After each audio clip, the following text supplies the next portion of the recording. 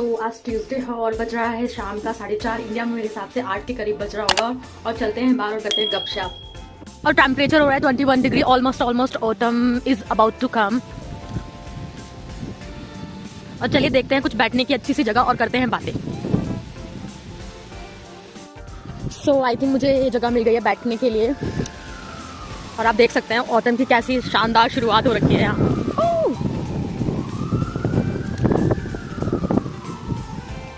और जैसे मैं बाहर निकली ना वैसे बारिश पड़ने शुरू हो गया, पर हमें वीडियो तो कंप्लीट करनी है। और जैसे ही तेज बारिश पड़ेगी तो हम घर पहुंच जाएंगे, ठीक है ना। तो स्टार्ट करते हैं। 2 minutes later. तो जैसे ही मैं निकली ना वैसे ही बारिश शुरू हो गई है और लगता है मेरे को घर जाना पड़ेगा जल्दी से फास्टली। अगर नहीं गई तो मैं भीग जाऊंगी। यहाँ तो पपलू बन गया भाई। बारिश हो रही है, बहुत तेज बारिश हो गई है भाई।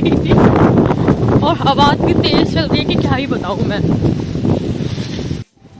जैसे मैं थोड़ा सा आगे बढ़ी ना तो मुझको ये दिखा, और यहाँ पर ना प्रेग्नेंट लेडी है, तो प्रेग्नेंट लेडी को एम्बुलेंस लेने आई है। तो देखिए कितनी ज़्यादा फैसिलिटीज होती है। तो बारिश ने इतना सारा भिगा दिया मेरे को और मुझे घर पे जाना पड़ेगा। तो ऑलमोस्ट घर पहुँच चुके हैं। सो वापस आ गए हैं क्योंकि बाहर हो रही थी बारिश बहुत ज्यादा और मैं चाहती नहीं थी भीगना, लेकिन फिर भी मैं आप लोगों के लिए भीग चुकी हूँ। सो दोस्तों अगर आप पोलैंड में ब्लू कॉलर या फिर व्हाइट कॉलर की जॉब में आ रहे हैं तो मैं आपको बता दूं ब्लू कॉलर और व्हाइट कॉलर क्या होता है। जो ब्लू कॉलर होता है वो व्हाइट कॉलर से थोड़ा सा नीचे होता है, जैसे वेयर हाउस हो गया या फिर सिक्योरिटी गार्ड हो गया, या फिर यहाँ पर कोई जो वर्कर्स होते हैं, छोटे लेवल के वर्कर्स होते हैं, जैसे कि किसी फैक्ट्रीज में काम करने के लिए, शूज फैक्ट्री में काम करने के लिए, या फिर किसी भी कह सकते हैं जैसे कि लेबर कैटेगरी के हम वर्कर्स बोल सकते हैं, वो यहाँ पर जो है वो ब्लू कॉलर के अंदर में आएंगे। और व्हाइट कॉलर के अंदर जैसे कि इंजीनियर्स हो गए, टीचर्स हो गए, डॉक्टर्स हो गए, तो ये लोग व्हाइट कॉलर के अंदर आते हैं। तो दोस्तों बेसिकली जो है ना लोगों की डिमांड जो है ना वो ब्लू कॉलर की जॉब के रिगार्डिंग मेरे पास आ रही है। मेरे पास मैसेजेस आ रहे हैं कि जो ब्लू कॉलर की जॉब्स है जैसे कि फैक्ट्री वर्कर हो गए या फिर ये लेबर कैटेगरीज के लोग हो गए, तो इसमें क्या सैलरी मिलती है और कैसे यहाँ पर सर्वाइव हम कर सकते हैं। तो लेट्स गो, आज इस टॉपिक के ऊपर बात करते हैं। बात करने से पहले प्लीज वीडियो को जरूर लाइक कीजिएगा, चैनल को जरूर सब्सक्राइब कीजिएगा और कमेंट करना बिल्कुल ना भूले, बिल्कुल भी कंजूसी ना करें। बात करूं ब्लू कॉलर की जॉब वाले जो लोग हैं उनको कितनी सैलरी मिलने वाली है अगर वो पोलैंड में जॉब कर रहे हैं, तो लगभग 3,500 के करीब उनको सैलरी टोटल जो मिलती है।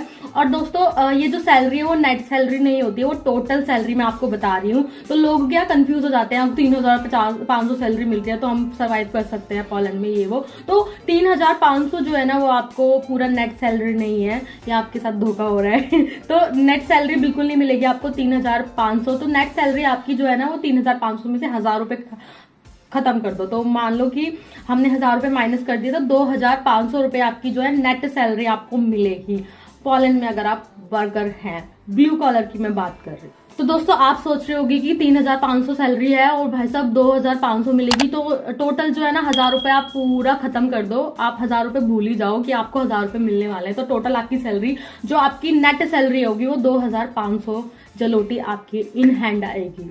तो आप सोच रहे होगे कि ऐसा क्यों है, तो मैं आपको बता दूं जो पोलैंड का जो टैक्स रेट है बहुत हाई है और वो रेट जो है वो 17% है। जी हाँ, आपने सही सुना, 17% है। तो आप लोगों को 17% पे करना पड़ेगा अगर आप पोलैंड में एज अ वर्कर काम करने आ रहे हैं। ये जो टैक्स है वो दोनों लोगों पे लागू करता है, जो ब्लू कॉलर है एंड व्हाइट कॉलर। जो ब्लू कॉलर है उनको थोड़ा सा कम टैक्स पे करना पड़ता है, तो 17 जलोटी में आपको 17% आप पे करेंगे। लेकिन व्हाइट कॉलर के लिए बिल्कुल अपोजिट हो जाता है, क्योंकि व्हाइट कॉलर की सैलरी ब्लू कॉलर से बहुत ज्यादा हाई होती है।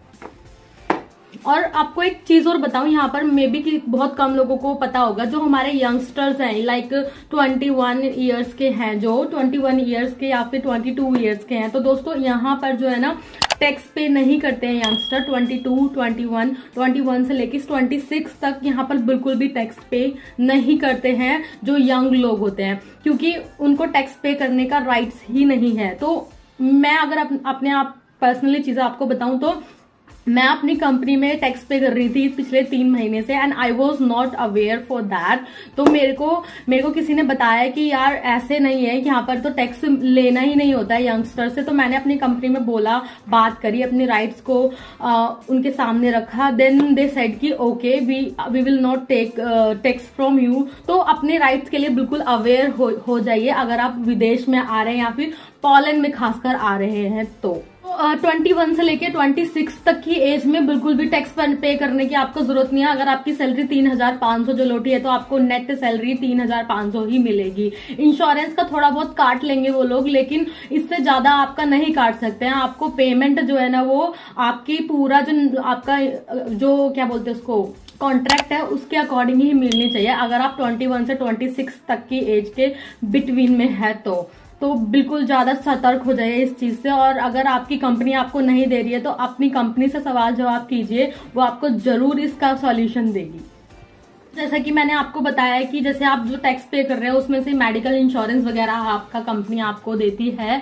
तो जैसे कि आप कभी बीमार हो गए तो आपको ना कोई पैसा देने की जरूरत नहीं है, सीधा अपॉइंटमेंट बुक किया और हॉस्पिटल में चले जाइए अपने अपॉइंटमेंट के हिसाब से। और ये चीजें ना हम हर चीज पे लागू होती है, जैसे कि प्रेग्नेंट लेडी हो गई या फिर कोई बीमार है या फिर किसी को मेजर डिजीज है तो उस चीज पे लागू होता है। लेकिन कुछ चीजें ऐसी भी हैं, कुछ बीमारियां ऐसी भी हैं जो कि मेडिकल इंश्योरेंस में कवर नहीं होती है। अगर आपका मेडिकल इंश्योरेंस उसको नहीं ले पा रहा है तो समझ जाइए कि आपके मेडिकल इंश्योरेंस में वो चीज ऐड नहीं है। तो इस कंडीशन में क्या है कि आपको अपनी कंपनी में जाके बताना पड़ेगा कि भाई ये जो है ना ये चीज मेरे मेडिकल इंश्योरेंस में नहीं है, मुझको ये चीज करानी है तो प्लीज ऐड ऑन करके मुझे बताइए। तो वो क्या करेगा ना आपका ऐड ऑन कर देगा, पर जो पेमेंट है वो आपके सैलरी से काट लेगा।